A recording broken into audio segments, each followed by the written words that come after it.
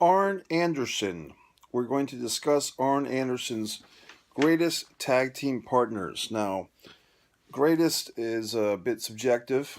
You could rank that by championships, you could rank that by quality of matches or prestige or even length of the team, fame. But this is just kind of a combination of all those factors. You just go with me, okay? Now, Arn Anderson is a great tag team wrestler. Now, since I've been a wrestling fan, there was, wrestling tag teams or tag team wrestlers that my uncle would tell me about. Um, Guys like Mr. Fuji and Tony Garea, guys that seem to specialize in tag team warfare, tag team matches. Maybe didn't have singles championships as much as they did have tag teams.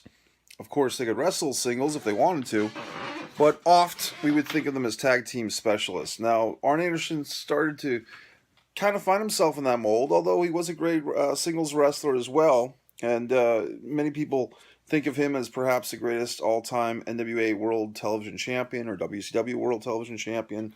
Arn and Barry Windham had a great singles match at Slamboree 93. If you're looking for a great singles match with Arn Anderson, go to Slamboree 93 against Barry Windham. Now, this is the top 10 tag teams. Yes, one wrestler, Arn Anderson. His career was cut short. I mean, he started, I want to say in 82, went to 97. So, about a 15-year career. And let's go number 10. My opinion, Arn Anderson and Barry Windham. Halloween Havoc 95, I believe. Arn Anderson and Brian Pillman teamed up against Ric Flair and Sting. No spoilers for me. But that led to kind of the recreation of a Four Horsemen, a unique horseman group that kind of was highlighted at Starrcade 95. So no spoilers on that for younger fans. But for those that know the deal, Arn and Pillman did not team a whole lot, but for a couple of weeks there, Arn and Pillman were a great team. Number 10. Of course, they had history feuding with each other. Arn and Ric Flair against Brian Pillman and Steve Austin as the Hollywood Blondes. Moving forth, number 9. Kind of an era that we don't think about Arn a whole lot in his career achievements. Arn Anderson in the Stud Stable. Yes. Kind of an interesting time for Arn. Kind of late fall 1994 all the way into spring of 95.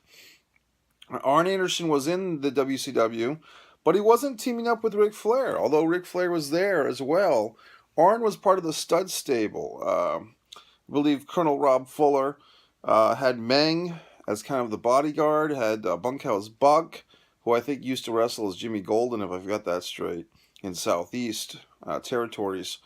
But Arn Anderson and Bunkhouse Buck, who I believe was formerly Jimmy Golden, if I have that right. I could be wrong on that, but in any goddamn event. Arn and Bunkhouse Buck, number 9. Number 8, and here's where things get interesting. Going way back, Arn Anderson and Matt Bourne. Now, I want to say, and it's funny because I do this. I don't do, quote, research before I do this stuff. I go by the goddamn brain. I want to say that Arn Anderson and Matt Bourne were Georgia National Tag Team Champions for literally a cup of coffee. Had the belts very briefly. I think something happened with Matt Bourne and they were stripped of those belts, which actually led to the Road Warriors coming in. So I'm going to go with Matt Bourne and Arn Anderson. Young guys, and unfortunately Matt Bourne has passed away. Matt Bourne, of course, had a very interesting career as Doink. Also was an ECW as Born Again. But Matt Bourne and Arn Anderson, number 8 on my list. Now, from here on out, we're going to start hearing tag teams that most of you are probably familiar with. Number 7, Arn Anderson and Paul Roma. Now, they did have the World Tag Team titles. The WCW World Tag Team titles in 1993. They defeated kind of a makeshift team, a substitute team.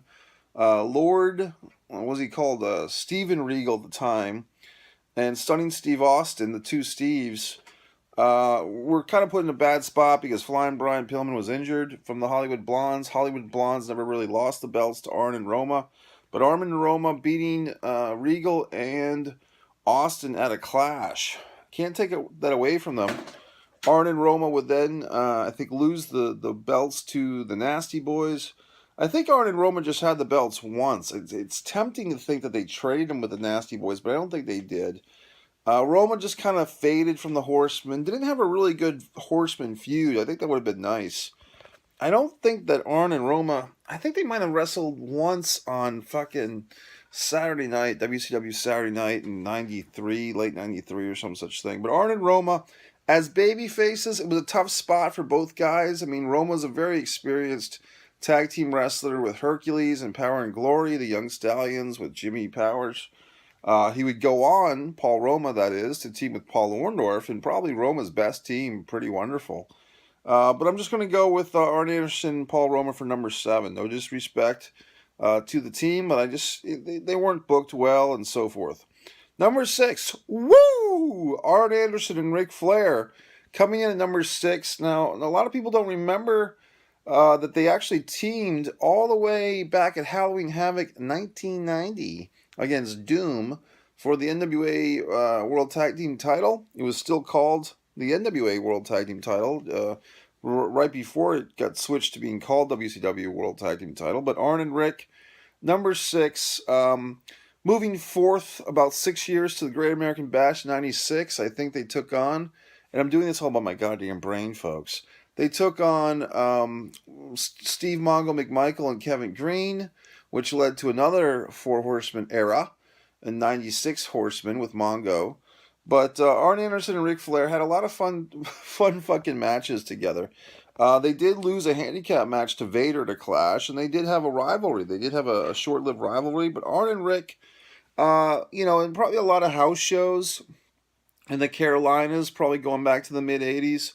I mean, Tully Blanchard was really the partner for both of these guys, but when Tully was out of the Horsemen, come 1988, late '88, never got back into the Horsemen officially. You can really say that Arn was his go-to guy, Rick's that is. So Arn and Rick, they never had the belts though, never had any tag team titles together. An interesting pick might be a controversial low pick. This was really a tough one for me to go to this low with this team. You could really make a case for this team to go all the way to number 2. It really just depends on the person ranking and the feeling of the moment. And I'm looking at it now, and I'm actually kind of debating this pick. But I'm going to stick with what I wrote down. Arn Anderson and Beautiful Bobby Eaton, number 5. I know that seems low.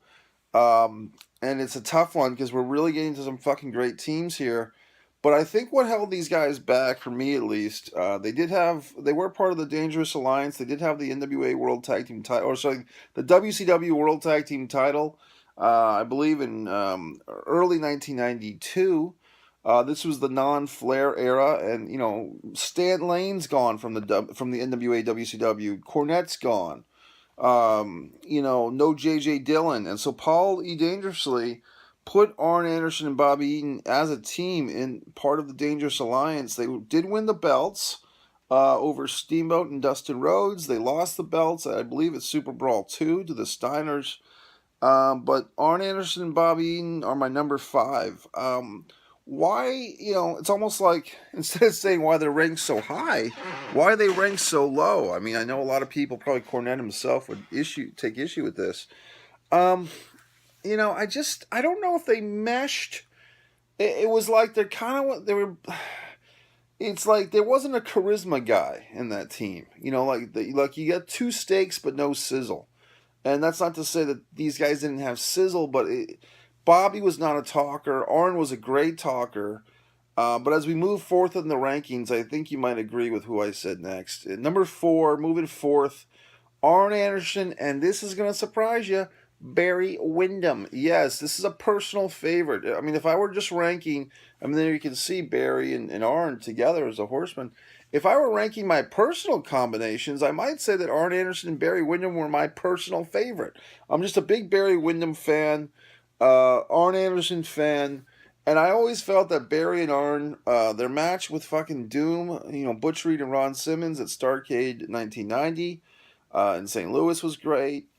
They had a match, I believe, in Japan of early '91 on that Japanese. My hair is horrible today. Um, God damn it, I look like goddamn shit. But I think that Arn Anderson and Barry Windham were just a fucking great team.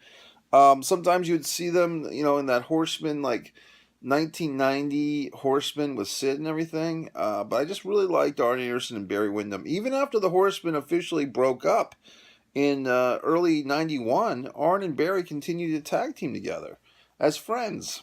Of course, as I said earlier, they ended up wrestling each other at Slamboree 93.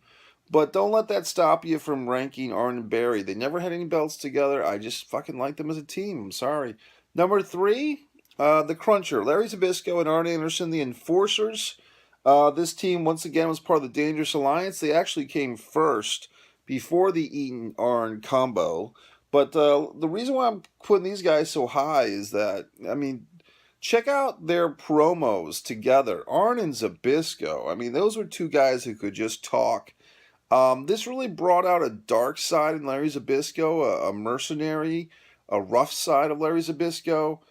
This was kind of Zbyszko's last, not to say his last run, because he had a few more runs in him. I mean, he had the TV title in '94. I mean, people forget about Larry Zbyszko as a babyface in '94 against, once again, Lord Steven Regal. And then '97 against Bischoff, his stuff with Raven. I'm talking about Zbyszko now.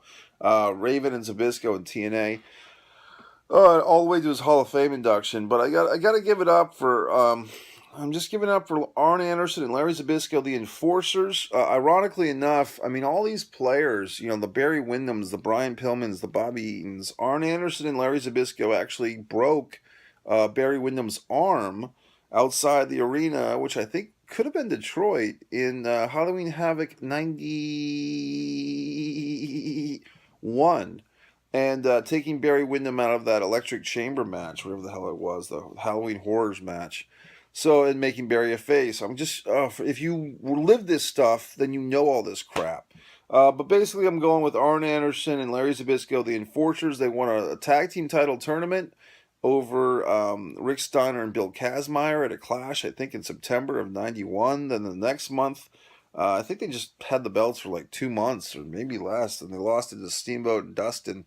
And they split up the team. They put Bobby Eaton with Arn in the whole Dangerous Alliance, shoo, shoo, shoo.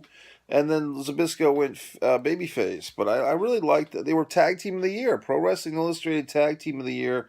Looking through the list real quick, I don't think there was any other tag team that was Tag Team of the Year besides the Enforcers until we get to a later pick. So anyway, Arn Anderson and Larry Zbyszko are your number three for Arn's greatest tag teams. And number two, so now you're pretty much thinking, like, what's it going to be? For hardcore wrestling fans who know the deal, you really get down to two tag teams that Arn Anderson were in, championship teams that were part of the Four Horsemen. And you're thinking, well, it could be one of these guys, or it could be another guy that we don't see in that the Golden Era Horseman portrait right there. Okay.